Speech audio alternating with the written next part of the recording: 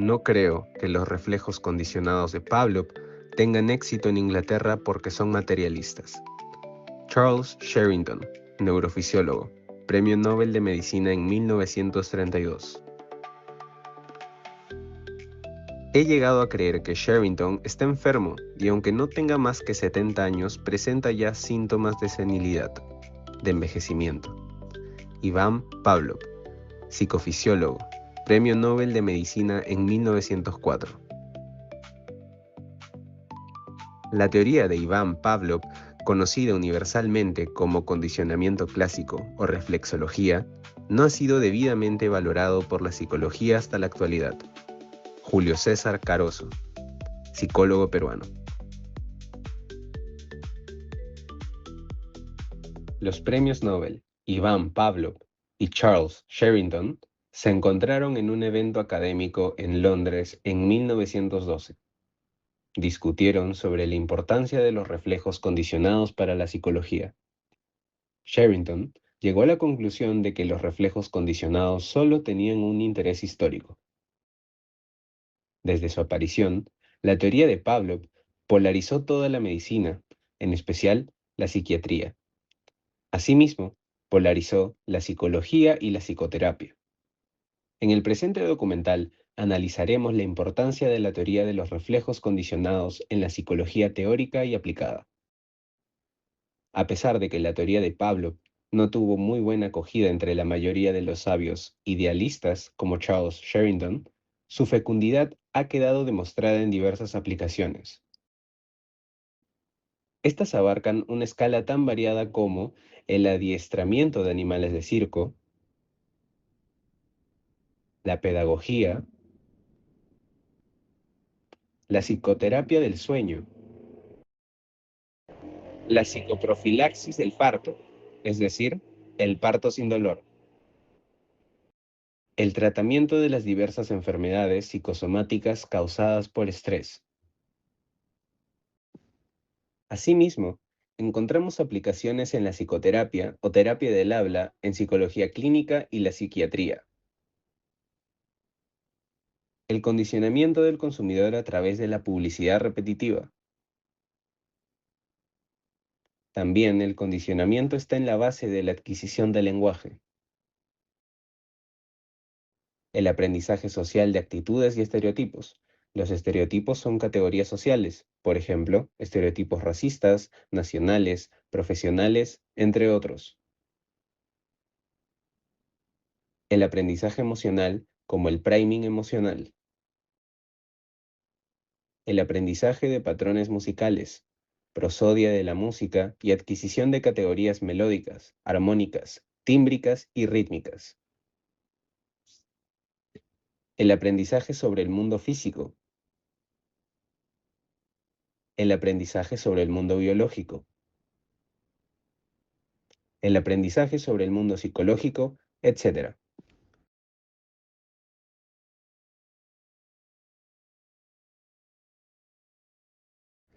Finalmente, se ha logrado que los robots obtengan un comportamiento biológico similar a los seres humanos gracias al aprendizaje con los modelos del condicionamiento clásico.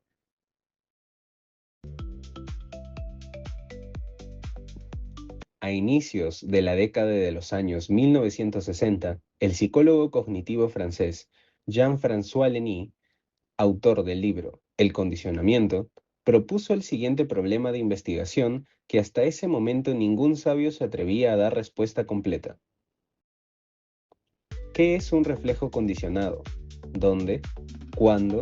¿Y cómo se fija y funciona?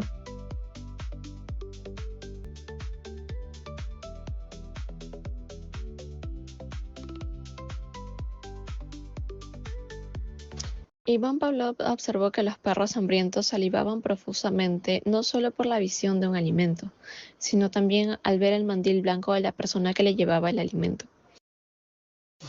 En la descripción de Pavlov, el estímulo incondicionado, EI, el alimento, por naturaleza elicita, es decir, induce una respuesta incondicionada, RI, la salivación.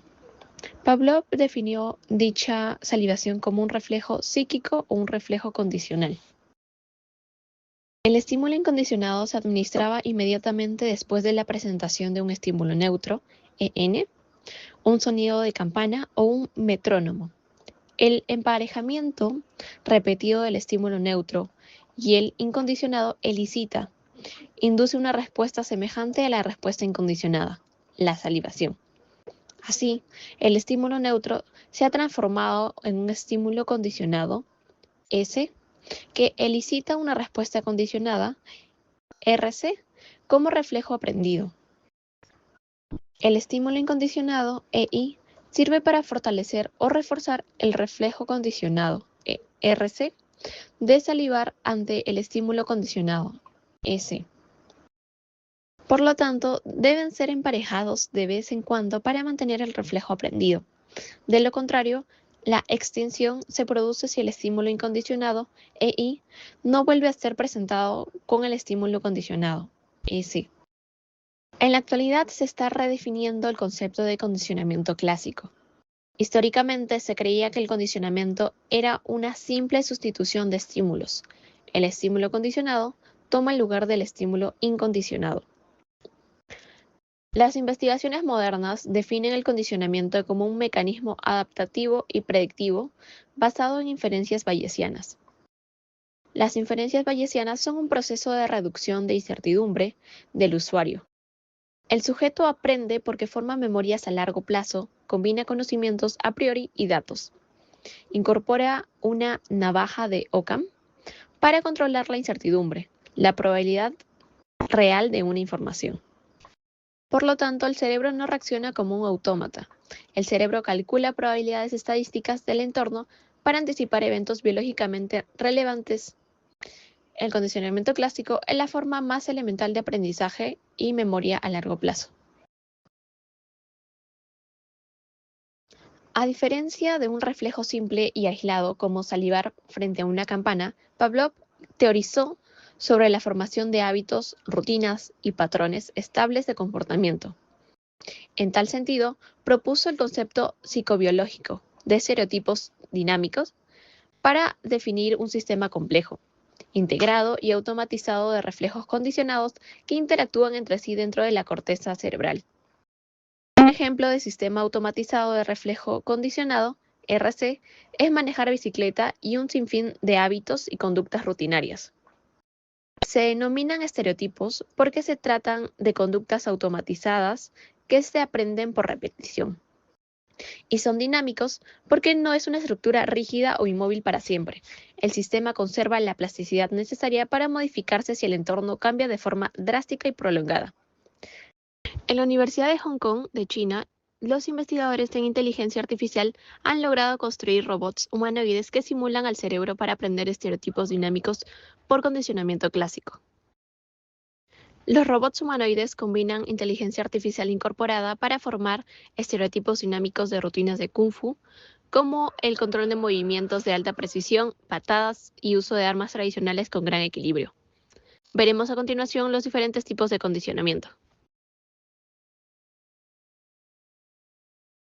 El condicionamiento clásico excitatorio se caracteriza por el aprendizaje y ejecución de una respuesta condicionada. En la naturaleza podemos encontrar este tipo de condicionamiento excitatorio.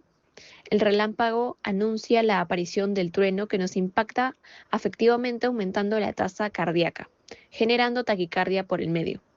Asimismo, las nubes negras y la baja temperatura anuncian la aparición de la lluvia y sus consecuencias afectivas en el cuerpo. El condicionamiento excitatorio se da por la contigüidad, es decir, por proximidad espacio-temporal de eventos.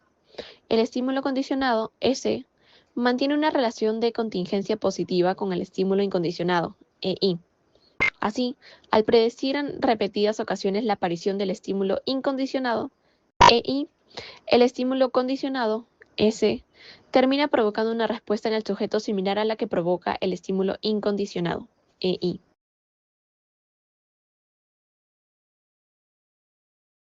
Veamos el condicionamiento de estereotipos de género. En este caso de violencia contra la mujer en los consumidores adictos a la pornografía dura, es decir, pornografía de actos violentos, pues la pornografía blanda no incluye la violencia. Las imágenes de pornografía dura son estímulos incondicionados, EI, generando en el espectador respuestas incondicionadas, RI, como reacciones agresivas, aumento de la frecuencia cardíaca, tensión muscular por excitación sexual y conducta sexual violenta. Las mujeres, antes del condicionamiento, son estímulos neutros, EN, pero por reforzamiento se transforman en estímulos condicionados, S, es decir, las mujeres pueden ser víctimas potenciales de conductas sexuales violentas como respuestas condicionadas, RC, a causa del reforzamiento del hábito a la pornografía dura. Ahora, se sabe que el consumidor habitual de pornografía dura genera memorias a largo plazo automáticas de estereotipos negativos hacia las mujeres.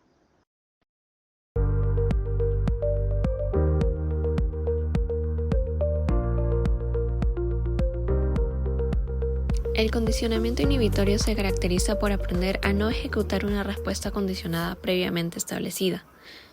En tal sentido, seguimos con el ejemplo del aprendizaje de conductas sexuales violentas a causa de la pornografía dura.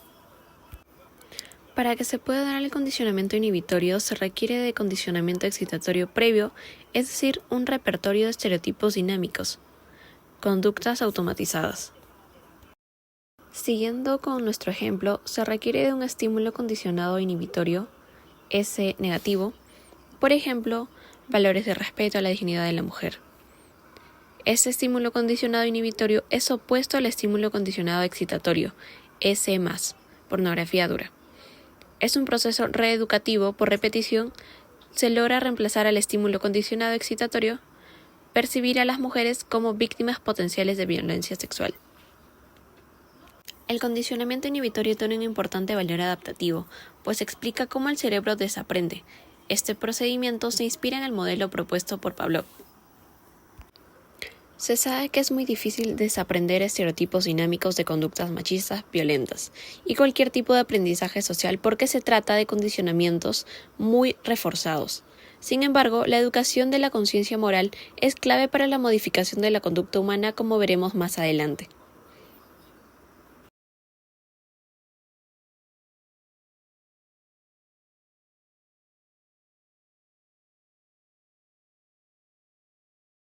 El condicionamiento clásico de segundo orden o condicionamiento de orden superior es un proceso de aprendizaje en el que un estímulo neutro se convierte en un estímulo condicionado al asociarse con otro estímulo condicionado previamente, en lugar de asociarse directamente con el estímulo incondicionado original. En términos sencillos, el organismo aprende una asociación en cadena, transfiriendo la respuesta aprendida a un estímulo completamente nuevo que nunca estuvo en contacto con el detonante biológico inicial. Veamos el ejemplo del condicionamiento de fobia, es decir, el miedo irracional, en este caso a los perros.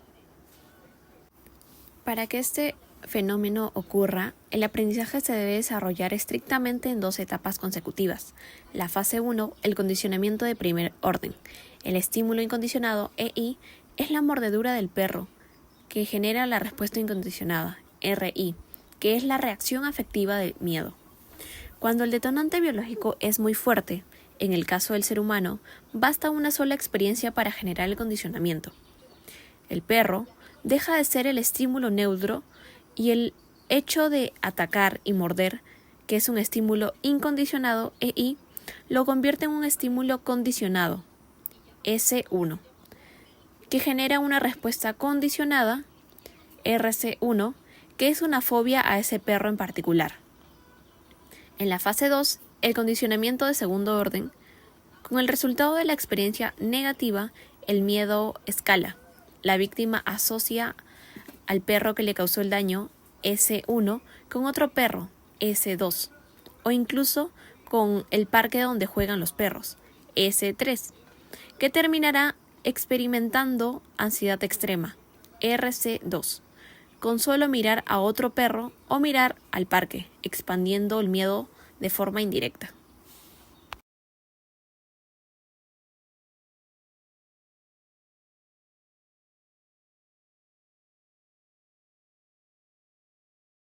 El condicionamiento de segundo explica muchas conductas complejas y emocionales en los seres humanos, como es el caso de la publicidad y el marketing. Las marcas comerciales utilizan este principio de forma masiva. Veamos el ejemplo de la famosa artista Shakira y su asociación con una mercancía, es decir, un producto comercial. El proceso de aprendizaje se debe desarrollar en 2 etapas consecutivas. La fase 1, condicionamiento de primer orden. El estímulo incondicionado, EI, es el espectáculo de Shakira, quien con su canto y su baile genera la respuesta incondicionada, RI, que es la reacción afectiva de admiración y felicidad. El espectáculo impactante de canto y baile es el estímulo incondicionado, EI, que convierte a Shakira en un estímulo condicionado, S1, que genera una respuesta condicionada, RC1, que es la admiración y la felicidad. En la fase 2, el condicionamiento de segundo orden, la marca comercial contrata la imagen de Shakira, el estímulo condicionado, S1, para asociarla con la mercancía o producto nuevo que es el estímulo condicionado, S2. El consumidor termina transfiriendo los sentimientos positivos, la respuesta condicionada, RC2, hacia el producto sin necesidad de un beneficio real inmediato. Teoría del segundo sistema de señales. Iván Pavlov propone una nueva psicofisiología con su teoría del segundo sistema de señales que hace referencia a la palabra hablada, escrita o pensada, la cual actúa como una señal de señales que puede generar cambios psicosomáticos. El segundo sistema de señales es la capacidad exclusivamente humana de utilizar el lenguaje y los símbolos como estímulos para generar respuestas físicas, emocionales o conductuales. Mientras que el primer sistema de señales, común en animales y humanos, responde a estímulos reales del entorno como luces, sonidos u olores. El segundo sistema de señales responde a las palabras habladas, escritas o pensadas que afectan a los procesos psicológicos y corporales. El psicólogo soviético Konstantin Platonov, 1906-1984, demostró que las palabras son capaces de generar cambios psicofisiológicos y también generar beneficios terapéuticos. En su libro Psicología recreativa, Platonov expone el poder del segundo sistema de señales mediante la sugestión hipnótica. Solicitó a los sujetos experimentales que se imaginen poniendo la mano sobre una vela encendida, sugestionándolos mediante el lenguaje hasta lograr cambios homeostáticos, tan reales hasta generar quemaduras de primer grado, es decir, lesiones superficiales en la epidermis y dolor intenso. En algunos sujetos experimentales muy sugestionables, les generó quemaduras de segundo grado que se caracterizan por la aparición de ampollas y un dolor muy intenso. El segundo sistema de señales juega un papel activo en el condicionamiento clásico de segundo grado. Por ejemplo, la siguiente frase: imagina que exprimes un limón y el jugo corre por tu lengua. Inmediatamente se generará una respuesta fisiológica de salivación. Otro ejemplo son los insultos, que generan una respuesta de enojo o estrés físico que se manifiesta como sudoración, sonrojecimiento, tensión muscular, entre otros. Un fenómeno en la sociedad moderna es el condicionamiento social de emociones negativas por los medios de comunicación que repiten noticias e imágenes de violencia social. Asimismo, mensajes de violencia política que estresan a la población. Caso: método psicoprofiláctico del parto sin dolor. Veamos el caso de condicionamiento de miedo exacerbado al parto. La técnica del parto natural ha existido como práctica cultural en todos los pueblos desde hace miles de años. Sin embargo, en la historia de la cultura humana surgieron creencias religiosas que incrementaron el temor al dolor en el parto. La observación de que la maternidad va acompañada de dolores es recogida en el libro de Génesis de la Biblia como una sentencia divina. Con dolor parirás los hijos. Esta creencia transmitida por el lenguaje hablado y escrito es una especie de maldición que ha sido capitalizada en la sociedad moderna para imponer la práctica de la cesárea por temor al dolor. La cesárea es una cirugía con anestesia para sacar al bebé, brindando la percepción de seguridad o control en la programación de la cirugía. En la actualidad, las cesáreas son un negocio multimillonario. América Latina posee la tasa promedio de partos por cesárea más alta del mundo, alcanzando un 44.3%, un valor que triplica el rango ideal de 10% al 15% recomendado por la Organización Mundial de la Salud. Por lo tanto, se puede inferir que la mayoría de las cesáreas son un negocio de los centros de salud privados, pues las tasas de cesárea superan el 90% en comparación con el sector público. A inicios de la década de 1950, el psicólogo soviético Konstantin Platonov y su equipo demostraron experimentalmente que la sensación del dolor del parto se incrementa por un reflejo condicionado de origen sociocultural. Así, propusieron un método psicoprofiláctico del parto sin dolor basado en la teoría de Ivan Pavlov para incrementar la conciencia reflexiva mediante el lenguaje. El reflejo condicionado no es la única causa del dolor en el parto, pero influirá en la disminución del umbral de la sensación de dolor del parto. La madre estará muy sensibilizada. Basándose en la teoría pavloviana de que el ser humano posee un segundo sistema de señales, que es el lenguaje hablado y escrito, se propone una nueva psicofisiología, pues el lenguaje tiene la capacidad de crear representaciones sensoriales y el dolor es un fenómeno de percepción, de interpretación subjetiva, como se analiza a continuación. El evento de parto es un complejo estímulo incondicionado, EI, que por naturaleza genera múltiples respuestas incondicionadas, RI, dolor en los vasos sanguíneos, en el cuello uterino, en la vagina y genitales externos. El condicionamiento de un estímulo neutro, EN, como las palabras asociadas dolor parto, mediante el emparejamiento con el estímulo incondicionado, EI, hace que las palabras dolor parto se transforme en un complejo estímulo condicionado, EC. El emparejamiento repetitivo del estímulo incondicionado, EI, y el estímulo condicionado, EC, por reforzamiento, generará un condicionamiento clásico de segundo orden.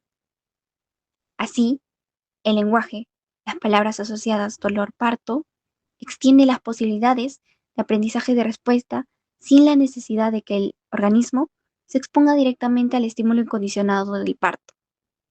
Así es como el lenguaje generaliza los estímulos condicionados que son las palabras de los campos semánticos parto y dolor en memorias a largo plazo automáticas, generando un reflejo condicionado que disminuirá el umbral de percepción capaz de despertar la sensación del dolor con el recuerdo de partos, el relato de partos de otras mujeres, etc. El equipo de salud multidisciplinario debe incluir a los psicólogos y retomar el método psicoprofiláctico del parto sin dolor, para evitar muchas cesáreas innecesarias y solo por negocio de las clínicas privadas. El método psicoprofiláctico consiste en la educación de la embarazada, enseñándole procesos fisiológicos del embarazo y del parto, así como la creación de estados afectivos positivos hacia el trabajo de parto. El procedimiento consiste en suprimir el reflejo condicionado doloroso, persuadiendo a la embarazada de que el parto no es y no puede ser doloroso. Crear nuevos reflejos condicionados que se vinculen a la contracción uterina, a acciones prácticas de la mujer que permitan su participación activa en el parto. Elevar el umbral de percepción del dolor, eliminando el reflejo condicionado de temor e incrementando la participación consciente de la madre durante el trabajo de parto, mediante un proceso de condicionamiento clásico de segundo orden. Homeostasis y aprendizaje.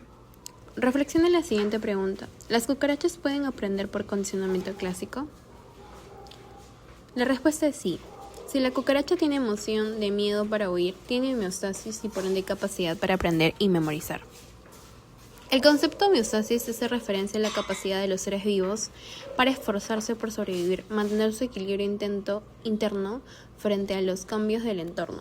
A nivel neurobiológico, la homeostasis es una condición necesaria para la sinaptogénesis. Las sinapsis son el soporte biológico de las memorias. El concepto de homeostasis fue propuesto en 1929 por Walter Cannon como principio de biorregulación, equilibrio, ajuste y regulación del metabolismo. Los animales que han evolucionado con sistemas reguladores de la homeostasis tienen la capacidad de aprender por condicionamiento clásico. La homeostasis primaria es la fuente de los sentimientos de bienestar y malestar del cuerpo. Los sentimientos tienen por ingrediente esencial el dolor, placer y la alegría, pena. Los sentimientos son requisitos imprescindibles para el aprendizaje y la memoria. Hemos evolucionado con 3 sistemas reguladores de la homeostasis, importantes tanto para la salud mental y corporal como para el aprendizaje y la memoria. Primero, sistema nervioso central y periférico, responsable de hacer una cartografía del cuerpo procesando imágenes de todos los portales sensoriales. Imágenes de los sentidos exteroceptores, visión, audición, tacto, gusto y olfato. Imágenes interoceptivas, percepción del cuerpo, e imágenes proprioceptivas, el tacto y la posición del cuerpo.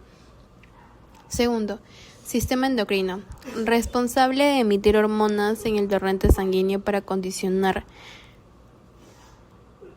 y coordinar funciones vitales y el estado de ánimo. Procesa las emociones básicas cuyo teatro es el cuerpo. Cambios psicofisiológicos como alteraciones en la circulación sanguínea, presión sanguínea, cambios respiratorios, etc. Sistema inmunitario, responsable de la defensa natural del cuerpo contra microbios dañinos, construye la valencia de los sentimientos. Los sentimientos son agradables, hay más valencia, cuando hay buena salud y vida. En cambio, los sentimientos son desagradables, menos valencia, cuando hay enfermedad y peligro de muerte. Estos sistemas reguladores de la homeostasis son necesarios para el desarrollo cognitivo. En esta fotografía vemos a Walter Cannon con Ivan Pavlov a fines de los años 20 del siglo pasado. Ambos aportaron 2 conceptos interrelacionados: homeostasis y reflejos condicionados. Sin homeostasis no hay motivación para el aprendizaje y la memoria. Análisis filogenético. Antonio Damasio es uno de los neurocientíficos más influyentes del mundo. En su libro de 1994, El error de Descartes, la emoción, la razón y el cerebro humano, argumentó que las funciones de aprendizaje y memoria solo son posibles con la participación de los sentimientos y las emociones. En este sentido, en su libro del año 2017, El extraño orden de las cosas, la vida, los sentimientos y la construcción de las culturas, hace un análisis filogenético de la evolución del sistema nervioso. La aparición del sistema nervioso hace unos 500 millones de años se trataba de una sencilla red nerviosa cuya función básica era la digestión. Es decir, los primeros seres vivos contaban con una primitiva red nerviosa con función digestiva, por tanto eran incapaces de aprender y memorizar.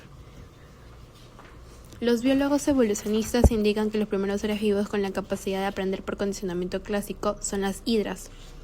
Estos diminutos invertebrados, parientes de las medusas y los corales, ya poseen 3 sistemas reguladores de la homeostasis: sistema nervioso central y periférico, y sistema endocrino y sistema inmunitario. Las hidras ya poseen las condiciones para la adaptación y supervivencia mediante el aprendizaje por condicionamiento clásico, gracias a la interrelación entre el sistema nervioso para cartografiar el cuerpo si hay alguna agresión externa, el sistema endocrino para generar una respuesta emotiva e innata, y el sistema inmunitario para una respuesta de aversión, preferencia y dolor-placer.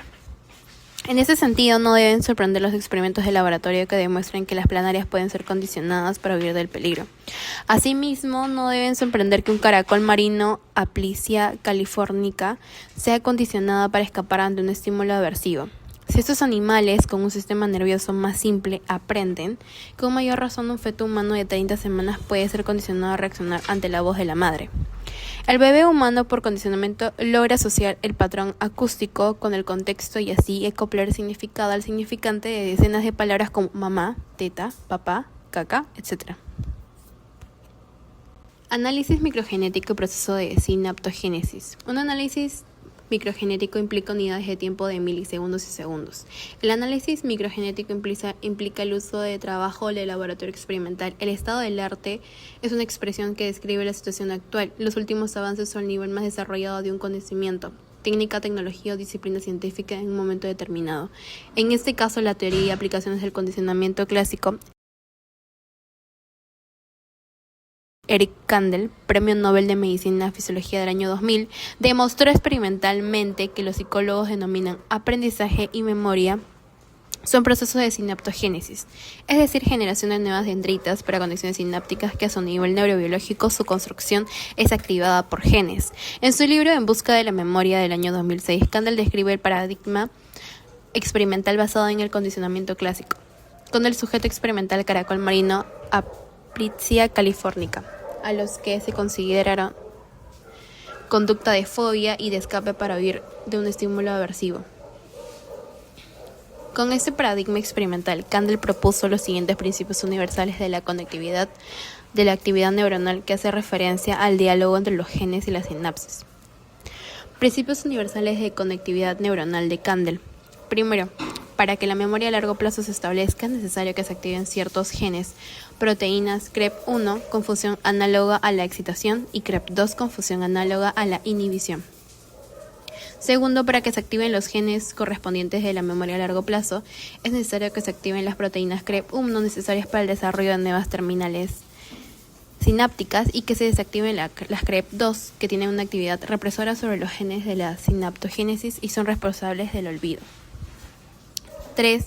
El proceso de sinaptogénesis es desarrollado de nuevas terminales sinápticas que hacen que la memoria persista y los psicólogos denominen aprendizaje. Por lo tanto, los reflejos condicionados se ubican en las conexiones sinápticas. A nivel de la neurobiología molecular, la memoria a corto plazo es una conexión sináptica bioquímica transitoria, donde los neurotransmisores crean un campo de trabajo mientras dure la tarea cognitiva. En cambio, la memoria a largo plazo implica que la proteína CREP1 active genes de construcción de nuevas terminales dendríticas permanentes, lo cual los psicólogos denominan aprendizaje y memoria. Psicopatología y terapias clínicas de vanguardia. Para entrar al condicionamiento de segundo orden en adictos a drogas legales e ilegales, tenemos que empezar con una pregunta. ¿Por qué los consumidores de drogas adictivas, tanto legales como ilegales, recaen en la adicción previa después de haber sido desintoxicados? La directora del National Institute on Drug Abuse, Nora Volkow, y su equipo demostraron en 2016 que el adicto ha aprendido a asociar la droga con ciertos lugares, personas, canciones y horas del día. Estas asociaciones en cadena transfieren la respuesta aprendida a diversos estímulos del contexto. El proceso de aprendizaje se desarrolla en dos etapas consecutivas. Fase 1, condicionamiento de primer orden. El estímulo incondicionado EI es la droga que regenera la respuesta incondicionada RI, que es la sensación agradable, placentera. Por asociación, la droga que es el estímulo incondicionado EI se empareja con el lugar donde se consume. Por ejemplo, el parque, que se convierte en el estímulo condicionado 1, ES1. Esta activa las memorias episódicas, generando una respuesta condicionada 1, RC1, de sensación agradable. Fase 2, condicionamiento de segundo orden. Con el recuerdo de la experiencia placentera se causa la recaída. El parque, ES1, se asocia con las personas con quienes consumía, ES2, o incluso las canciones que escuchaban, ES3, y la hora de consumo de la droga, ES4. El sujeto terminará experimentando la necesidad de placer, RC2, con solo mirar el parque, las personas, las canciones o la hora del día. En este sentido, Nora Volkow y sus colaboradores concluyeron que el conocimiento clásico de segundo grado es el mecanismo de la recaída. Por lo tanto, es imprescindible la psicoterapia o terapia del habla para promover estrategias de desaprendizaje por extinción o condicionamiento inhibitorio, y así evitar el aspecto más trágico de las adicciones, las recaídas. inteligencia artificial y robótica humanoide inspirada en modelos de Pavlov. El profesor Yuchuan Xiao, investigador en inteligencia artificial, neurociencia computacional y robótica, junto con su equipo han propuesto el modelo BICC, Brain Inspired Classical Conditioning, o modelo de condicionamiento clásico inspirado en el cerebro. El modelo BICC es una arquitectura de red neuronal artificial basada en hallazgos biológicos reales sobre cómo los cerebros animales procesan el condicionamiento clásico pavloviano.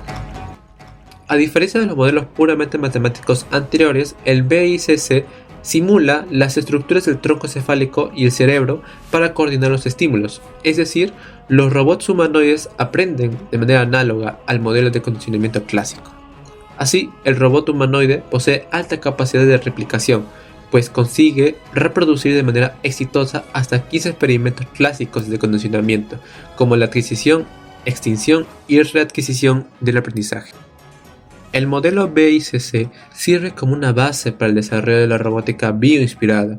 El condicionamiento clásico es crucial en el aprendizaje robótico biológico y corporizado. El modelo BICC garantiza que un robot obtenga un comportamiento biológico similar. Zhao y su equipo validaron de forma práctica este modelo matemático implementándolo en un robot humanoide. Gracias a esto, el robot demostró comportamientos de aprendizaje y capacidades de generalización de velocidad idénticos a los de un organismo vivo. Entrevista al psicólogo peruano Julio César Caroso. Pero antes, una breve presentación al estimado Dr. Julio César Caroso, psicólogo peruano, que presenta una maestría en liderazgo y gestión educativa. Tiene un diplomado en violencia y convivencia escolar y atención y prevención del bullying. Asimismo, es egresado de la Facultad de Derecho y Ciencias Políticas de la Universidad de Lima. Además, es ex decano nacional del Colegio de Psicólogos de Perú y del Consejo Regional de Lima del Colegio de Psicólogos de Perú. Publicó obras como La nueva triada del bullying y Convivir para vivir en la escuela, en el hogar. Con todo esto, pasamos con la entrevista. Buenos días, maestro Julio Caroso. Buenos días, compañeros. En esta oportunidad tenemos el agrado de contar con la presencia del profesor Julio Caroso, con quien conversaremos sobre el condicionamiento clásico a través de una breve entrevista preparada por nuestro grupo, quienes lo conforman: Betsabeth Hilario Pintado, Verónica Puchoc Molina, Fabián Segura Tuesta, Carla Armas Carrasco y Leonardo Gomero Segura, para el curso de Psicología del Aprendizaje con el maestro José Moisés Chávez Zamora. Antes de iniciar, le damos la más cordial bienvenida, maestro Julio Caroso.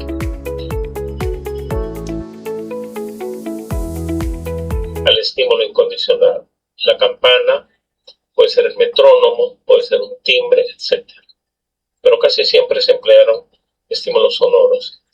Entonces él trabajó con metrónomo, por ejemplo. Entonces, antes de presentar el alimento, suena el metrónomo. No ocurre nada. El metrónomo es un estímulo neutro. Pero cuando aparece el alimento se controla, se registra experimentalmente la cantidad de salivación. 35 por minuto, por ejemplo. Cuando se produce el condicionamiento con el estímulo neutro, que ya deja de ser neutro, por lo tanto, se mide de que la respuesta es también de 35 gotas. Es decir, el metrónomo está asociado tan íntimamente con el alimento, estímulo incondicionado, es respuesta incondicionada, de que se produce exactamente lo mismo. Ahí hay un registro objetivo. No es una especulación de Pablo, sino es un registro objetivo. Y eso se sigue sucediendo en la práctica ya humana. De repente con algunos casos de registro que hacen los conductistas, por ejemplo, en donde para ellos las acciones de las personas van cambiando de frecuencia según sea el estímulo que yo utilice, castigo o refuerzo. Estoy controlando también experimentalmente resultados. Pero la fuente de esto que hace Skinner más adelante tiene su punto de partida en lo que hizo Pablo. Incluso hay algo que tal vez ustedes sí lo han estudiado cuando se habla en la caja de Skinner, esto del condicionamiento operante. Una ratita hambrienta es dejada en la caja Skinner, y la ratita hambrienta está buscando alimento. Y cuando llega a la palanquita, de casualidad la presiona y baja alimento. Eso es lo que quería Skinner. La ratita sigue dando vuelta porque no relaciona todavía nada. Vuelve por allí de casualidad, presiona la palanquita, baja el alimento y nuevamente se satisface. No es suficiente y sigue buscando. Hasta que en un momento determinado la ratita asocia palanca con alimento y se queda parada ahí estacionada. Si al día siguiente la introducen y no tiene que hacer ningún recorrido, poco, vuelve la palanquita. Se está manipulando, se está registrando algo que yo quiero como investigador. Esa es una de las cosas que ellos trabajan experimentalmente. Tiene su punto de partida en la psicología experimental. Incluso a propósito de este tipo de práctica, se hablaba de una broma que Skinner, luego de su investigación, vuelve a su laboratorio con sus colegas y dice: finalmente conseguí que la ratita haga lo que yo quería. Y le pregunté: ¿qué hiciste? Cada vez que apretaba la palanca le daba comida, y yo lo que quería es eso, que apriete la palanca. Así que conseguí lo que yo quería. Pero al mismo tiempo la ratita está conversando con las otras ratitas y le dice lo mismo: conseguí que el hombre de anteojos y de mandil me dé lo que yo quiero. ¿Y qué hacías? Le apretaba la palanca porque eso es lo que él quería. Se bromea. ¿Quién condicionó a quién? ¿No? En la práctica no es una cosa tan distinta en muchas cosas que nosotros trabajamos. ¿Quién manipula a quién? Yo hago algo porque quiero un resultado en mi hijo, en mi estudiante. Y él lo hace porque sabe de que yo deseo eso para su bien. Es otra percepción, pero de algún modo hay ese cotejo. Eso es más o menos la idea.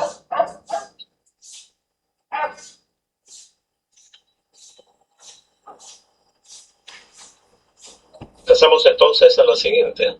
Bueno, este es el tema de Pablo, ¿no? El condicionamiento clásico.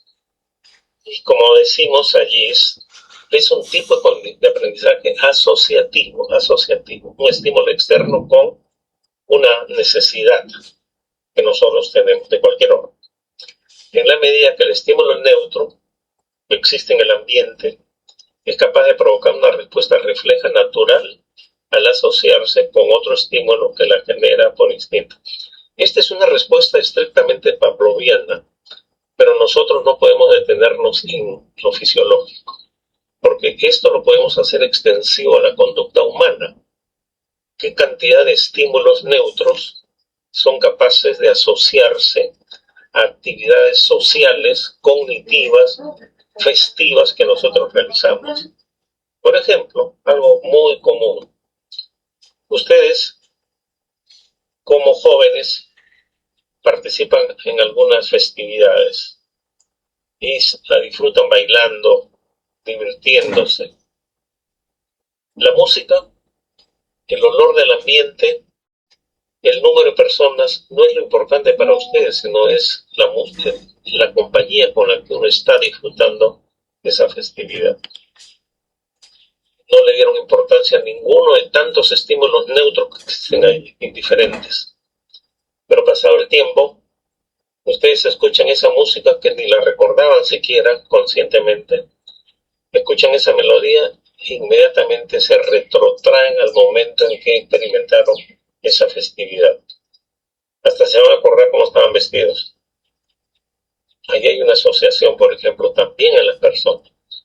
Cabría añadir algo, a mi entender, de que no siempre los estímulos neutros se asocian a experiencias que son satisfactorias, de bienestar, de alegría. Estos estímulos neutros se pueden también asociar a experiencias nefastas, negativas y tristes. Pero aquí tenemos un elemento para indagar. Cuando uno tiene algún problema psicológico, por ejemplo, averiguar un poco sobre la vida de la persona, porque por allí puede estar estos estímulos neutros afectando su conciencia y su comportamiento. Lo que viene a continuación es simplemente lo que existe en todo lo que es el condicionamiento clásico. Decíamos, por ejemplo, el estímulo incondicionado es la salivación, que se va a producir cuando hay un alimento.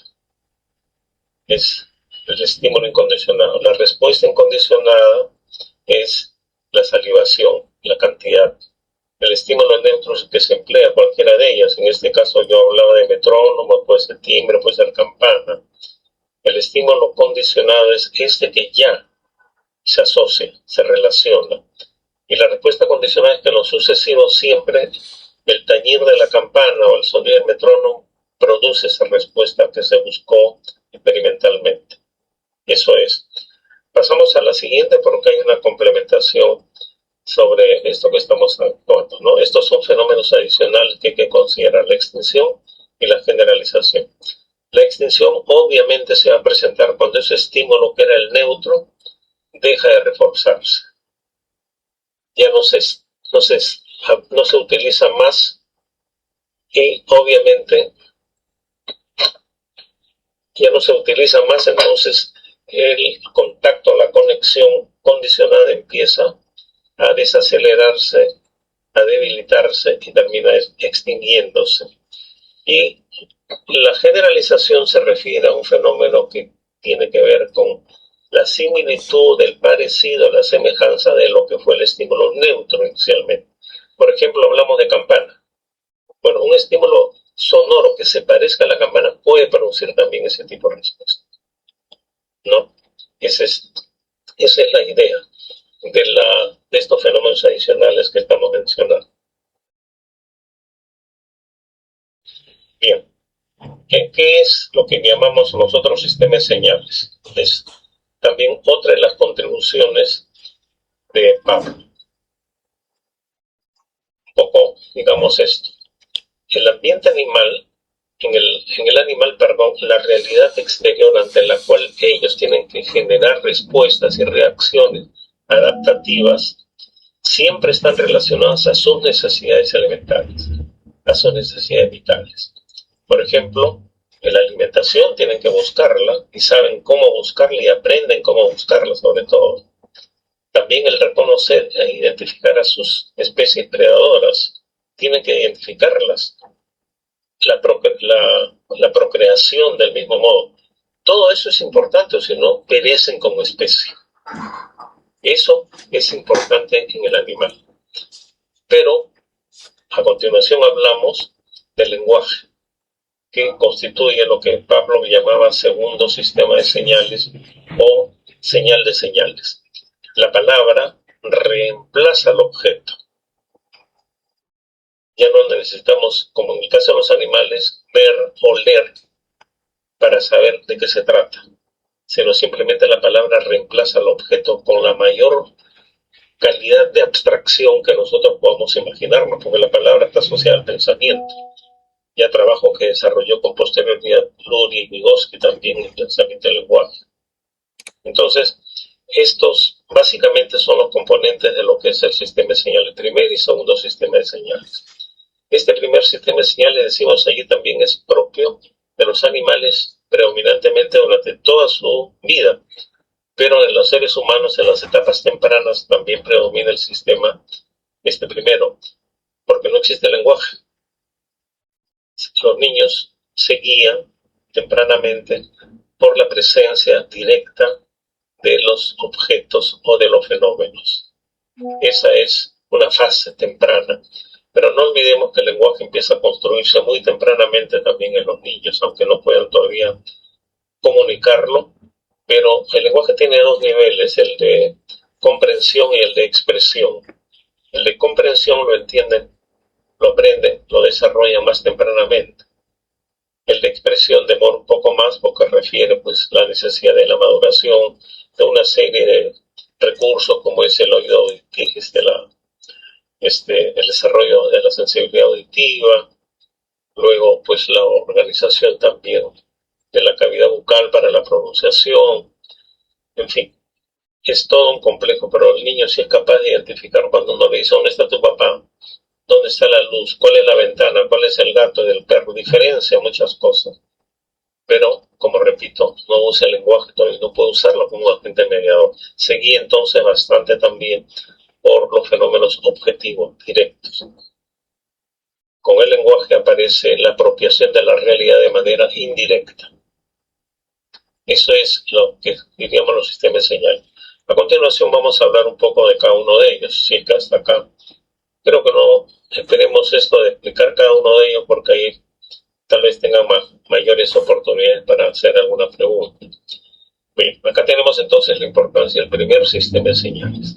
Ya lo dijimos, principalmente quiénes son los beneficiarios de esto. Pablo se pregunta qué es la adaptación, qué es la adaptación. Y responde del siguiente modo: exacta coordinación entre los elementos de un sistema complejo y una exacta coordinación de este sistema, el cerebro del animal y su medio ambiente. Todos decimos, por ejemplo, los leones son carnívoros y para alimentarse tienen que cazar. Algunos llaman asesinos, erróneamente, porque no es la palabra correcta para calificar esa conducta de los leones. Ellos cazan porque necesitan alimentarse y acuden a eso. Pero hay una experiencia, por eso toca el tema de los leones, de una leona que fue criada en cautiverio. Y por supuesto se le daba la alimentación. Pero llegado el momento, quienes estaban al cuidado de la leona decidieron liberarla y la llevaron a su medio natural, porque consideraban que eso era lo más aconsejable. Pues bien, la dejaron a la leona en un lugar y ellos se fueron lejos, pero mantuvieron un control, una vigilancia sobre la leona. Y la miraban a la distancia con algunos visores especiales y veían que la leona estaba echada, casi no se movía. Ya debería tener hambre, pero seguía ahí sentada. De repente aparece un jabalí y la leona percibe al jabalí, inmediatamente emprende la persecución. El jabalí sí sabe quiénes son sus predadores y el jabalí huye despavorido. La leona corre, lo alcanza al jabalí y se pone a jugar con él, porque no tenía ese aprendizaje de cazar para alimentarse. ¿Y qué es lo que ocurre? Que el jabalí le da una tunda tremenda y luego se va, como un lloronto. Había golpeado a su gusto a una leona. Esa experiencia, por supuesto, para el jabalí pudo haber sido peligrosa, porque va a pensar o va a creer que otros leones van a permitírselo. Y se va a acercar al león. Y por supuesto, ¿qué más quieren? Que la presa lo busque. Entonces la leona no sabía cazar. Ha tenido que hacerlo por su necesidad alimenticia. Si no se adapta a eso, perece. Eso es lo que trata de decir Pablo. Por eso a continuación dice, si un perro no está perfectamente adaptado al mundo exterior, inevitablemente muere. Si en vez de ir a buscar alimentos se aleja de él, si en lugar de huir del predador permanece inmóvil, dejará de existir. Esa es básicamente la más importante cuota que tiene este primer sistema de señales. Es un recurso de adaptación fundamental para los animales. Ustedes pueden ver cómo, volviendo con los felinos, las leonas, las tigresas, etc., a sus crías, en un momento determinado, las llevan cerca donde ellos van a cazar, para que vean, no se mueven de donde están, pero están observando cómo actúa la madre de la casa. Ese es un aprendizaje, porque como nosotros, los humanos, no van a tener un libro que les explique cómo cazar y con qué cazar. Eso lo podemos hacer nosotros porque tenemos un segundo sistema de señales, pero ellos tienen que aprender en la práctica. Y esa es una permanente adaptación, una constante adaptación, eso es fundamental. Seguimos porque todavía hay algunos datos más sobre esto. Entonces, en el animal, decimos, la realidad exterior alcanza valor e importancia en cuanto las señales que provienen de ella se asocian a sus necesidades de supervivencia. Ahí alcanzan. Por ejemplo, volviendo que el primer sistema de señales también se da en los niños. Tal vez ustedes hayan observado este hecho que es muy frecuente. Cuando el niño empieza a caminar o tiene necesidad de caminar, investiga. Pablo llamaba a esa etapa investigación, experimentación, porque el niño recorre todo el ambiente físico que tiene y lo investiga. ¿Cómo? Con la mano o con la boca. Son sus recursos.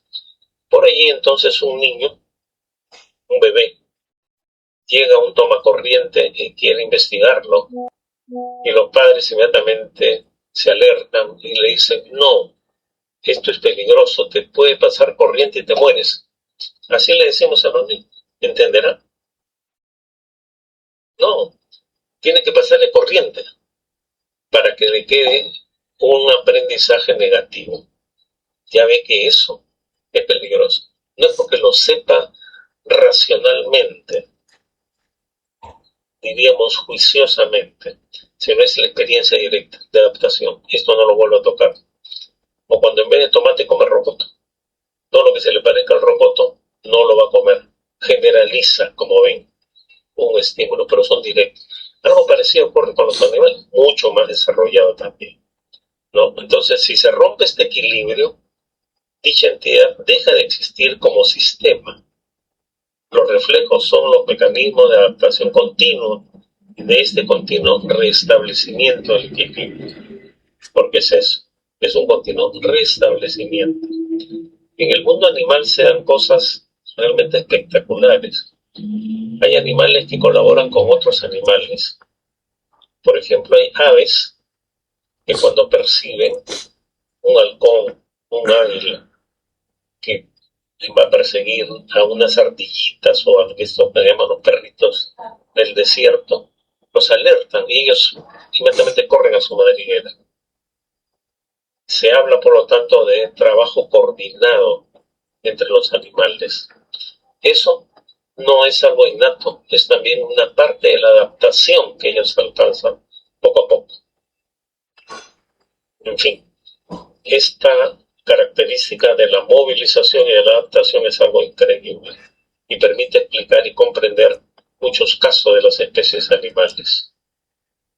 Bien, ese es todo lo que concierne al primer sistema de señales. ¿Algo acá? No, maestra, ¿podríamos pasar a la siguiente diapositiva, por favor? ¿Cómo? A la segunda, ya. Esto, el segundo sistema de señales, ya es algo exclusivo de los seres humanos. Fue un concepto creado por Pablo para definir la capacidad exclusivamente humana usando el lenguaje, la palabra y los símbolos para representarse la realidad, permitiendo el pensamiento abstracto. Funciona como señal de señales. Esto es. Grosso modo, llevándolo también al terreno de las personas. El primer año de vida, ¿los niños se socializan o no se socializan? Claro que sí. Pero la mayor cantidad de recursos de su proceso de socialización son directos, porque no hay lenguaje. Pero cuando aparece el lenguaje, la socialización continúa en un nivel cualitativamente superior, porque la socialización en estos casos tiene como recurso fundamental el lenguaje. Y el lenguaje nos permite ir a distancias históricas que definitivamente nadie la puede tener de forma directa. Gracias al lenguaje y al pensamiento nosotros conocemos la historia del Perú y conocemos la historia universal. No hemos vivido esas épocas, pero sabemos mucho de ello. Conocemos bastante de ello. ¿Por qué? Por el lenguaje, el sistema de señales. Esa es una de las cosas fundamentales. Este proceso de estímulos es a través de la mediación del lenguaje y el uso de conceptos abstractos. Acá tiene que hacer mucho, por ejemplo, la teoría baloniana, que alguna vez habíamos tenido una entrevista sobre esto. Porque nosotros, cuando hablamos de abstracción, estamos hablando de que identificamos una realidad, nos la representamos, y al representarlo, las analizamos, las evaluamos. Como decía la teoría de Luria también, ¿no? Uno percibe el estímulo y mentalmente lo evalúa, lo coteja, y lanza finalmente una decisión. Pero todo lo trabaja mentalmente, que es el pensamiento. Y gracias a esto, entonces, que estamos hablando de la importancia de mediación que tiene el segundo sistema de señales en cada una de las personas. Es decir, la cultura que nosotros tenemos, en la cual nosotros nos desarrollamos, formatea mucho nuestra forma de ser y de actuar, pero no decide, no determina más exactamente cómo somos, la condiciona enormemente. Si el sistema social, por ejemplo, que nosotros vivimos es colonizador, porque mentalmente nos colonizan con ideas, con culturas, con patrones éticos, etcétera, que el sistema dominante desea que pensemos así y que actuemos así. Si esto fuera absolutamente dirigido a conquistarnos mentalmente, todos seríamos realmente zombies. Nos han hecho así, zombies. Los que manejan la cultura, los que manejan la ideología, etcétera. Pero los hombres tenemos la oportunidad, por esa función mediadora que comentamos, de racionalizar, de procesar la realidad. La realidad influye poderosamente en nosotros, pero podemos erguirnos un poquito sobre esa realidad y analizarla. Por eso la importancia de enseñar a pensar desde muy temprano a los niños en la escuela. No desarrollar inteligencia únicamente, sino a pensar, para que cuando se planteen las cosas se pregunten el por qué y el para qué. Y ese es el segundo sistema de señales. Esa es la gran ventaja. Por eso, si seguimos la siguiente, Verónica, aquí hay toda una fundamentación que nos señala Pablo. Sin el sistema de señales del lenguaje, no puede haber ninguna actividad mental humana, ni pensamientos, ni reflejos. Así que miren ustedes la trascendencia, la relevancia que tiene para los seres humanos este segundo sistema de señales. Es lo más importante. Y esto sirve hasta hoy para todos. Luego vamos a ver un poco cómo es que se desarrolla este segundo sistema de señales. Aquí en esto que hablamos, la fonogénesis del segundo sistema de señales. Engels tiene un libro muy lindo y muy poderoso también, que se llama La transformación del mono en hombre. La función del trabajo en la transformación del mono en hombre. Así se llama este trabajo de Federico Engels. Entonces, acá yo estoy resumiendo algo de lo que él señalaba. La necesidad de comunicación, cuando surge o cuando puede surgir, cuando los seres humanos se juntan y empiezan a producir herramientas. Hay un libro muy lindo, yo lo menciono acá en la parte final, Sidoro, cómo el hombre llegó a pensar. No sé si lo pueden conseguir, porque es un libro de Pueblos Unidos de los años 70, 80, por ahí. En este libro, Sidoro habla, por ejemplo, cuáles fueron los primeros instrumentos que fabricaron los hombres. Y lo fabricaron porque tenían necesidad de supervivencia fundamentalmente. ¿De qué vivían? Cuando eran nómades. Vivían de la caza y de la recolección de raíces, de frutos. Pero los animales que había en aquella época no eran conejitos, no eran liebres, eran mamut, eran animales grandes, pero tenían que cazarlos.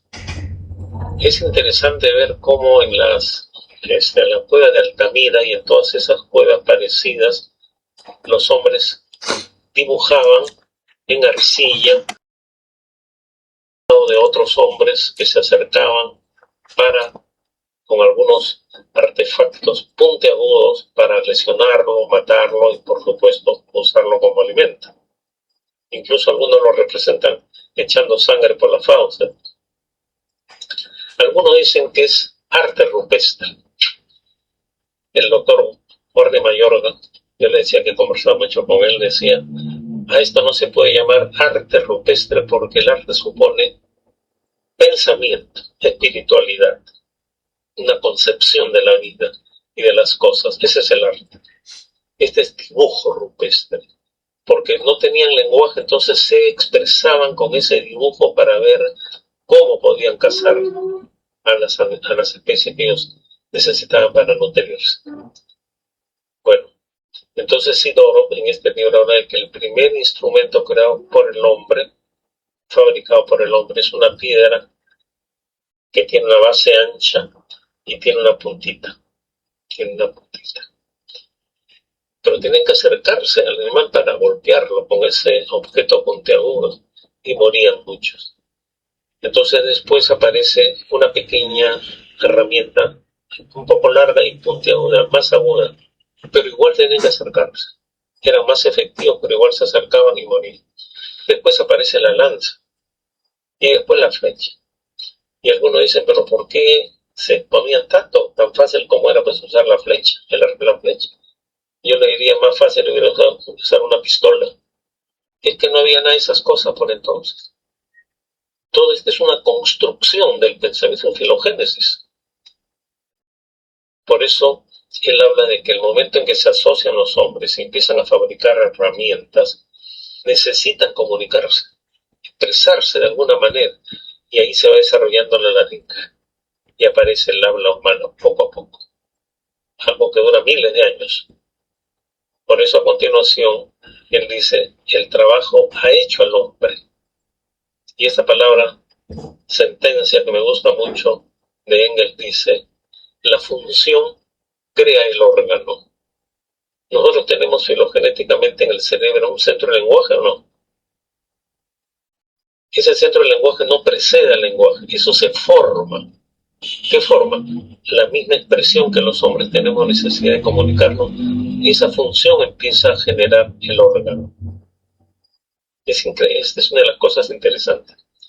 Si ustedes llevan a los hombres, no le voy a decir a las cavernas, sino del antiguo Egipto nomás, a un concierto de música, donde hay 120 maestros de música, donde hay violín, guitarra, todo tipo de instrumento. ¿Ustedes creen que el hombre del antiguo Egipto entenderá la música? Es muy difícil. Su analizador sensorial auditivo no está preparado para eso. Acuérdense que los instrumentos musicales de ellos eran de viento, ¿no? Básicamente trompetas, cornetas y algunos de percusión. Pero la nota do, que se conoce mucho después, suena distinto en el piano, que en el violín, que en la guitarra, que en el clarinete. Es la misma nota, pero suena distinto. Y el oído nuestro sí está preparado para esto. Lo que podemos decir nosotros es, no me gusta esa música. Pero no podemos decir que no la entendemos. Sí, es bonita, pero no me gusta. Pero ese hombre no podía escuchar. Entonces, la función, nuevamente, que se llama estructura del hombre. Y en ese libro Lertor habla de la conductogenia animal y la conductogenia humana. Entonces allí refiero un poco a lo que yo les comentaba hace poco. Todos los animales tienen todo un patrón ya también en su cerebro de lo que son capaces de desarrollar, pero necesitan el contexto aún para desarrollar. No es simplemente que ya tienen esa base también filogénica, sino necesitan los desarrollos particulares. Por eso él habla de conductogenia, y lo que yo les comentaba, ¿no? Ustedes se han puesto a ver, sigo un poco con esto porque los ejemplos de las series que hay en la televisión sobre la vida de los animales es muy ilustrativo. Como los leones se ponen a mirar una manada de búfalos, por ejemplo. ¿Y ustedes qué dicen? ¿Qué están mirando? ¿Saben qué están mirando? Porque no están viendo, están mirando intencionalmente. ¿Qué buscan? Los enfermos, los viejos, las crías, porque son los más vulnerables para su casa. Ellos no se lanzan a la loca. Entonces, ¿cómo han aprendido esto? Hablábamos hace un instante de las sucesivas necesidades de adaptación que tienen que tener los animales para ajustarse mejor a sus condiciones. También tienen ellos esa posibilidad. En el hombre la cosa es mucho más desarrollada naturalmente, porque el lenguaje nos permite cosas increíbles. Pero todo eso es parte de un desarrollo que ha tenido necesidad de experimentarse por miles de años. Esa es la filogénesis. Esta filogénesis nos hace sentir entonces, miren la importancia, todos nacemos con los fundamentos cerebrales, o como llamaba Henri Vallon, todos tenemos en el cerebro, ¿qué palabra empleaba Vallon? Bueno, tenemos los elementos esenciales para nuestro desarrollo, lenguaje, por ejemplo, verbal. Pero, ¿qué pasa si usted es un niñito que nace en la sierra, se lo llevan a vivir a Estados Unidos, a un mundo en donde el lenguaje es el inglés? ¿Aprenderá el quechua porque nació en una comunidad andina? ¿O aprenderá el idioma inglés porque es allí donde se está criando y se está desarrollando? La base sigue siendo la misma, pero el contexto cultural es el que le da el lineamiento. Y así como es para esto, es para muchas otras cosas que tienen que hacer con nuestra cultura, con nuestros hábitos alimenticios incluso, porque el hábito alimenticio es cultural. La música es un problema tan cultural. Este estudioso psiquiatra argelino, Frank Fanon, tiene un trabajo muy bello que se llama La cultura y la alienación. En este trabajo, Frank Fanon dice que la cultura de los pueblos es una de las murallas más fuertes para la penetración colonial. En el Perú, ustedes saben que los habitantes de la sierra, sobre todo la alta andina, los que viven en el Cusco, en Puno, tienen una raigambre muy poderosa con su cultura natural, ¿no? De los pueblos originarios, muy poderosa. Y eso significa de que fácilmente no lo van a ideologizar o idiotizar, ¿no? Bueno, ese es entonces algo que explica por qué este segundo sistema de señales tiene el valor y la necesidad. Véanlo así, no únicamente se detengan en los animales, sino lleguemos a este plano del hombre, porque tiene aplicación para nosotros, y implicación de la que estoy haciendo mención. Bien. A ver, Verónica. Maestro, tenemos una pregunta sobre este tema, por favor. Sí. Ok, buenos días, profesor Caroso. Buenos días. Tenemos una pregunta relacionada con el segundo sistema de señales, ya que, como bien mencionó, se basa básicamente en lo que es el lenguaje y los símbolos, si mal no recuerdo. Entonces, ¿usted cree que las nuevas formas de comunicación, como lo son las redes sociales o inclusive la inteligencia artificial, están modificando la manera en que las personas aprendan o regulen su conducta? Sí, pero eso no está afectando más que la conducta, como lo señalas. La estructura filogénica a la cual yo hago referencia la pueden, diríamos, no neutralizar ni anular, sino simplemente un poco afectarla, porque nuestra conducta, no lo olviden, es mucho más amplia que la de las redes sociales. Aunque no querramos, tenemos otros vínculos sociales en las que no estamos tan metidos en esto, pero sí afectan, por supuesto, nuestra forma de razonar, de pensar, de decidir. La inteligencia artificial tiene connotaciones importantes para facilitar y mejorar muchas cosas en términos de tiempo, pero la inteligencia artificial no puede darnos datos sobre una realidad que ellos no son capaces de detectar. Eso solamente puede hacerlo el hombre. Pero la inteligencia artificial lo que consigue en todo caso es de que los hombres, las personas, los consumidores, pierdan un poco esta perspectiva de ser más sensibles a lo que es una realidad. Muchos años atrás, cuando se hablaba de la cibernética, que es un poco el emporio de lo que viene a ser la tecnología posterior, se hablaba del cerebro electrónico. Entonces, uno de los estudiosos entrevista a un ex campeón mundial de ajedrez, Mikhail Botivich, y le pregunta si se hiciera un juego entre un cerebro electrónico y un campeón mundial, ¿quién ganaría? Y Botvinnik le responde, o empatan o gana el cerebro electrónico. O sea, el cerebro electrónico le gana al hombre. Claro, porque el hombre se cansa en la partida. En cambio, el cerebro electrónico juega con todas las variantes que el hombre le ha puesto. ¿Quién alimenta el cerebro electrónico? El hombre. Y ahí están todas las opciones. Entonces el cerebro electrónico juega con todas. No puede perder. Sin embargo, dice Botvinnik a continuación, el campeón mundial ve el tablero de ajedrez y decide que entre 10 movimientos está la que él debe elegir. Ojo, eso no lo puede hacer nunca el cerebro electrónico.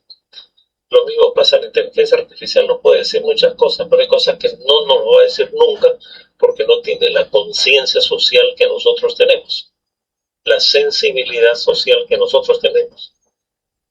Así que hay que tener siempre eso reparo. Lo que se consigue con esto, Carla, seguro tu pregunta, es que nos alienan más, nos enajenan más, pero no destruyen definitivamente al hombre. Lo pueden estupidizar por, digamos, un tiempo, pero siempre tenemos la capacidad de recuperarnos y de racionalizar las cosas, porque hay gente que no se deja fácilmente someter a esto.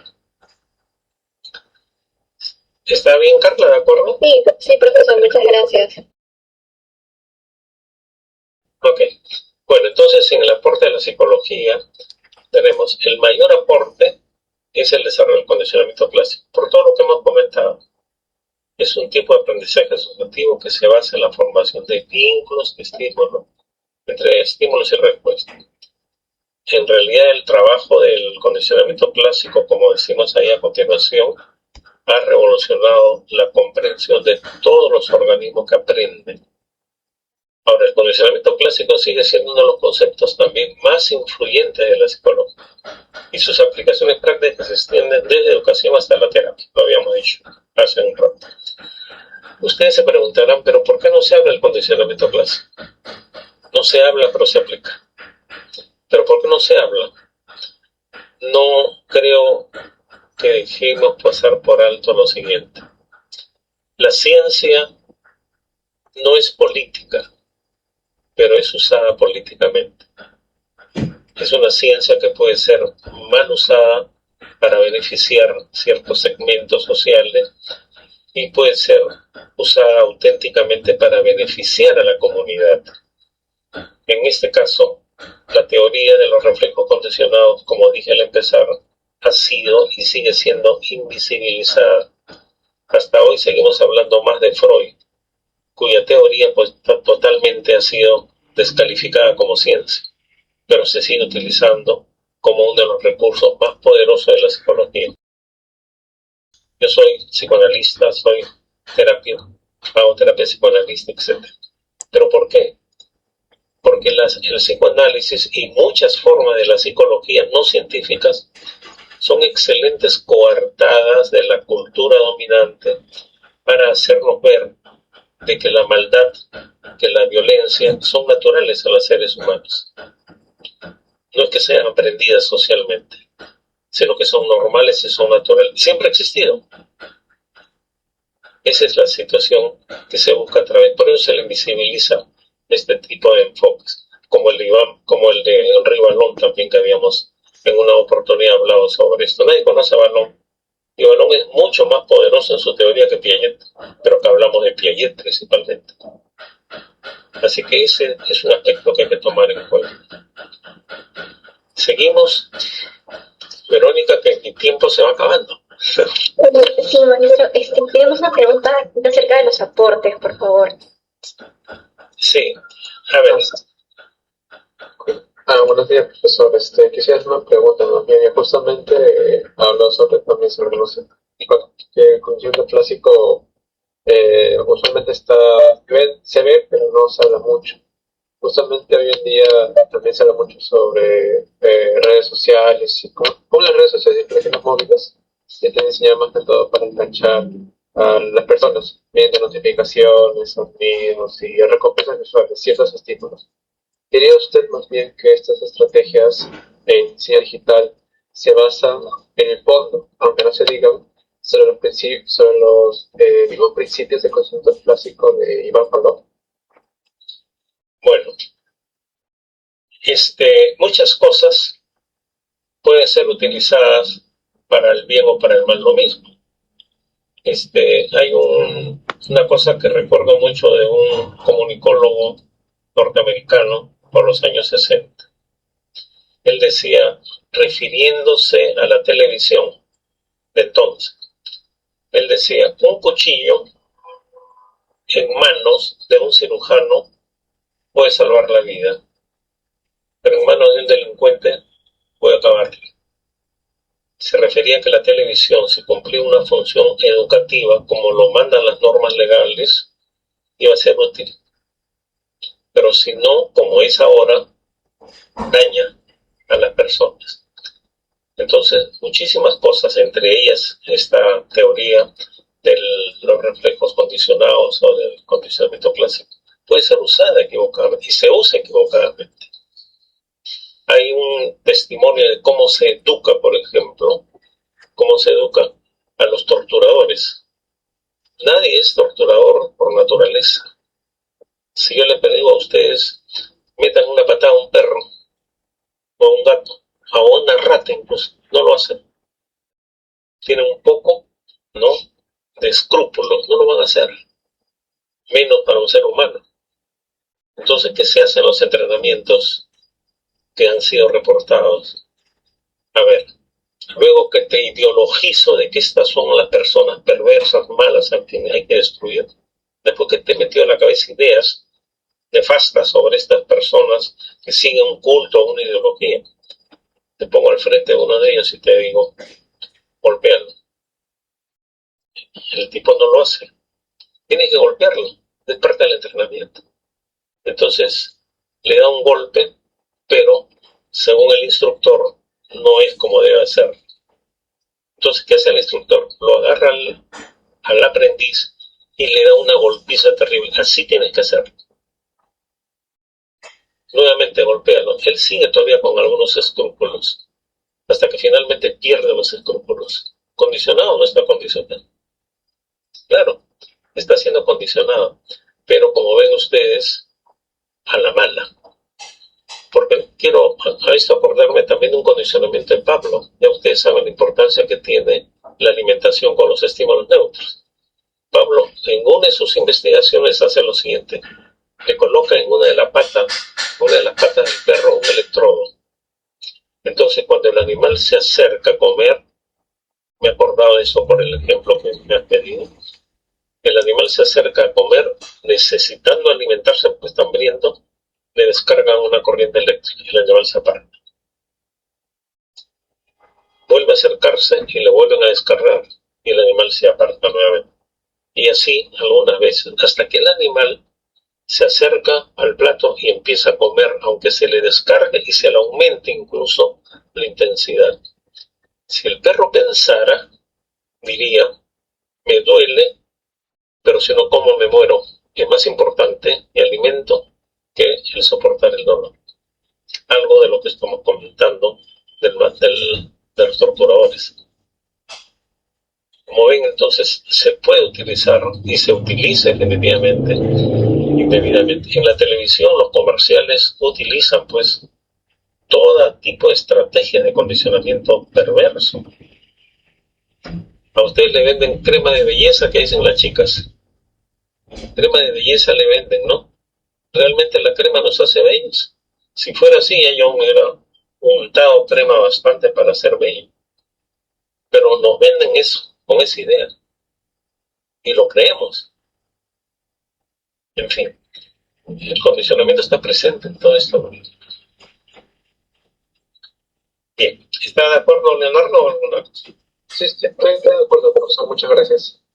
Ok, bien. Entonces, para completar esto, ¿no?, los aportes. Pablo revolucionó la forma en cómo entendemos el aprendizaje, el comportamiento, demostrando que muchos comportamientos son resultado de procesos asociativos simples. Ya lo habíamos explicado eso. Pero también de asociaciones complejas, también son así. Yo no me puedo olvidar el día que me casé o el día que me divorcié. o el día que nacieron mis hijos, uno dice, ¿y cómo sí me olvido de cuándo nació mi sobrino o mi primo? Es que depende de la relación y el vínculo que uno tiene con algunas cosas.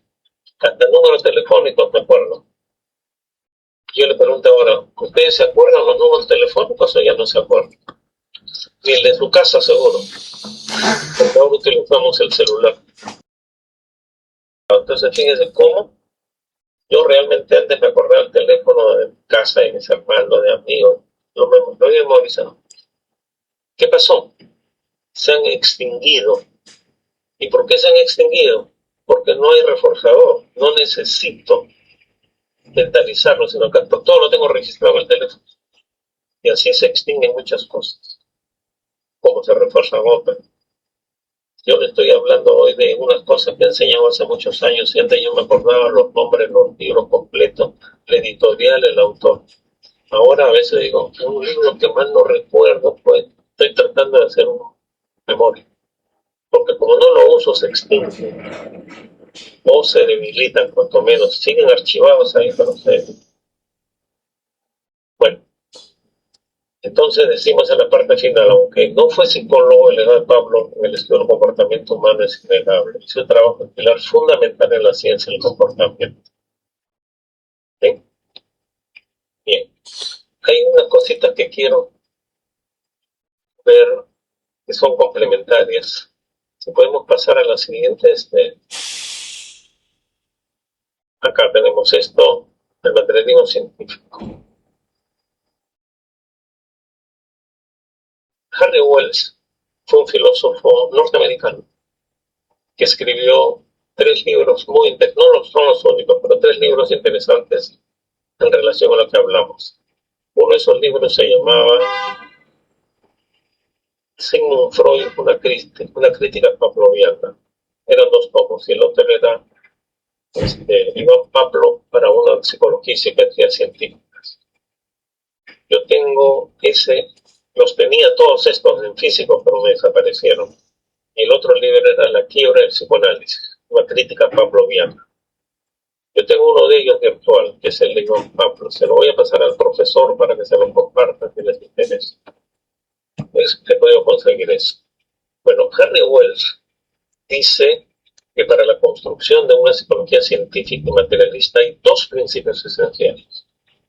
Que la actividad mental es una función del cerebro. ¿Sí? Sí, la actividad mental es una función del cerebro. Si no hay cerebro, no hay función mental, no hay función psicológica. Y la otra es que es un reflejo de la realidad objetiva. Son los 2 principios. Es cierto, nuestro psiquismo es un reflejo de la realidad objetiva. No es un reflejo fotográfico, no es un reflejo pasivo, pero es un aprendizaje, es una apropiación que tenemos nosotros de la realidad, con el espíritu crítico que siempre tenemos que construir y educar. Entonces, estos son los elementos fundamentales para una visión materialista dialéctica. Esto no creen que lo acepta todo psicólogo, porque hay muchos psicólogos que les hacen mucho énfasis en la herencia o en los genes que nosotros tenemos, que nos conducen a esto o aquello. Hay mucha especulación e intento de deformar y empobrecer la psicología. Como dicen, la psicología es una disciplina de la más importante de todas las disciplinas científicas. Por una razón. Estudia al hombre. Y tenemos que conocer al hombre. No con sus problemas, no con su patología. Sino debemos conocer al hombre para proponer en él calidad de vida.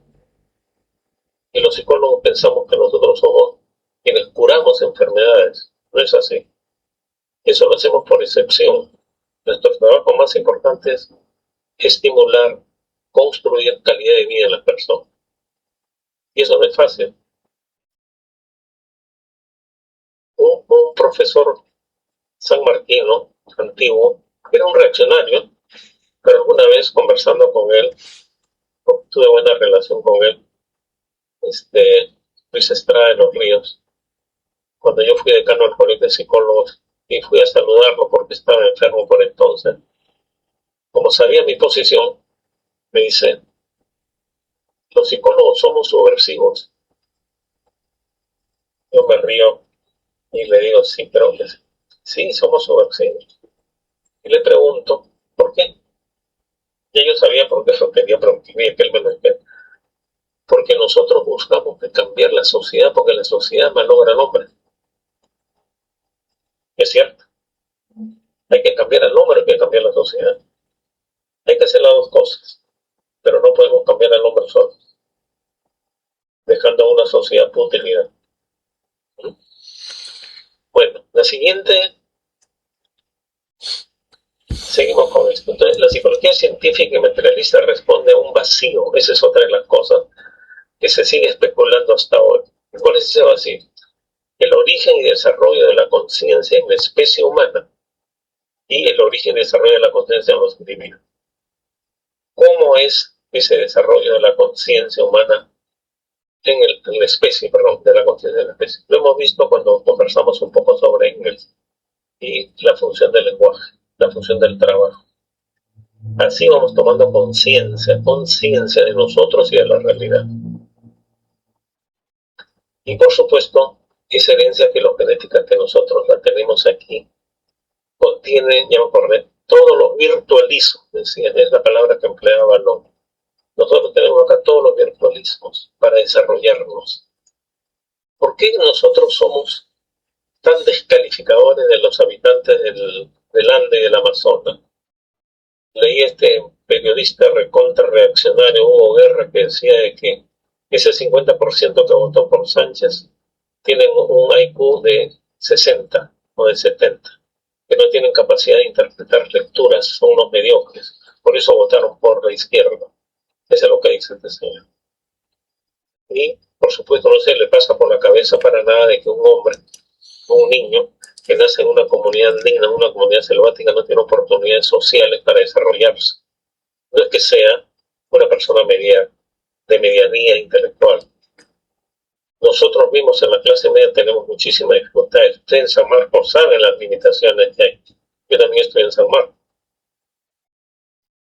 No es lo mismo que otras universidades que cuentan con todo el apoyo del Estado para que sus profesionales logren un desarrollo óptimo. Pero ese desarrollo óptimo que la universidad no es suficiente hasta que no se mezclen con la realidad y la conozcan allí. Su conocimiento en esos casos se va a convertir en sabiduría. No es lo que me dijo el profesor Chávez o el profesor Caros, es lo que yo en realidad estoy aprendiendo. Esa es la base de la psicología científica desde una perspectiva materialista. Entonces la palabra se convierte en un sistema agregado de las señales directas y es cualitativamente diferente porque es una abstracción de la realidad. Te pongo un ejemplo pequeñísimo, pero creo que para mí es importante. En la educación inicial, yo hago lo siguiente: los profesores o las profesoras o mujeres hacen lo siguiente. Le dan al niño una plastilina y le dicen, ver, haz un gatito. El niño hace el gatito. A un niño de 4 o 5 años. Y todavía la profesora muy dulcemente le dice, pero no se parece a un gatito. Esas dos preguntas que hizo la profesora son lesivas para el niño. El niño las siente así, aunque no las exprese. Porque si la profesora hiciera una cosa distinta, lo que se llama la pedagogía de la pregunta, le doy la plastilina y le digo, ¿qué te gustaría hacer? Estoy cambiándole totalmente el estímulo. Le estoy diciendo, ¿qué te gustaría? Lo estoy estimulando. Él se siente contento, que me pide mi opinión. Y cuando es ese gatito, no le voy a decir que es feo. ¿Y saben por qué? Porque el niño ve el gatito así, de esa forma como lo he hecho. Entonces estamos respetando su identidad, estamos respetando su condición de aprendiz y de protagonista en el aprendizaje. Entonces la educación está invertida porque precisamente nos educan para que nosotros pensemos como ellos quieren que pensemos. No queremos que el niño piense tempranamente. Les agradezco nuevamente y ojalá que tengamos más adelante otra oportunidad. Y les agradezco, saben, a ustedes y al profesor Chávez porque me han hecho revisar cosas que no lo veía hace 40 años más. Muchísimas gracias a usted por aceptar de verdad esta entrevista y también por el tiempo que nos ha dedicado. Realmente ha sido muy enriquecedor los temas que nos ha mostrado, tanto sobre el trabajo, sobre los aportes de Pablo, sobre los ejemplos que usted ha puesto. Han sido realmente muy enriquecedores y sin duda nos ha ayudado mucho a comprender ciertos temas para ver la importancia y también la relevancia de esta hermosa carrera que es la psicología. También gracias por compartir sus experiencias, sus conocimientos de manera tan clara. Ha sido muy valioso y también esperamos que podamos contar con usted en una segunda oportunidad. Le deseamos los mejores éxitos del mundo. Muchas gracias. Gracias a usted. Sí, gracias al profesor Chávez. Le llegar mis saludos. Respondiendo al problema de investigación propuesto por Jean-François Lenny, podemos concluir lo siguiente. Primero, el condicionamiento clásico no es una simple sustitución de estímulos donde el estímulo condicionado toma el lugar del estímulo incondicionado. Un reflejo condicionado es un mecanismo adaptativo y predictivo que reduce la incertidumbre del usuario ante la probabilidad de cambios en el ambiente. Por lo tanto, el condicionamiento clásico es la forma más elemental de aprendizaje y memoria a largo plazo. Segundo, la evolución biológica generó hace 500 millones de años animales con sistemas reguladores de la homeostasis que hicieron posible el aprendizaje por condicionamiento clásico, siendo este el primer tipo de memoria. Tercero, la neurobiología del aprendizaje y la memoria han demostrado experimentalmente que los reflejos condicionados son procesos de sinaptogénesis, por lo tanto, los reflejos condicionados se ubican en las conexiones sinápticas. Cuarto, los reflejos condicionados se fijan por el diálogo entre sinapsis y genes, parafraseando el principio propuesto por Eric Kandel. Para que se activen los genes correspondientes a la memoria a largo plazo, es necesario que se activen las proteínas CREP1, necesarias para el desarrollo de nuevas terminales sinápticas, y que se desactiven las proteínas CREP2, que tienen una actividad represora sobre los genes de la sinaptogénesis y son responsables del olvido. Quinto, el concepto psicobiológico de estereotipo dinámico fue propuesto por Pavlov para definir un sistema complejo, integrado y automatizado de reflejos condicionados que interactúan entre sí dentro de la corteza cerebral. Por ejemplo, manejar bicicleta y un sinfín de hábitos, rutinas y patrones estables de comportamiento. Sexto, la moderna redefinición del condicionamiento clásico muestra que el sistema nervioso no reacciona de forma mecánica o pasiva ante el entorno, sino mediante inferencias bayesianas para reducir la incertidumbre.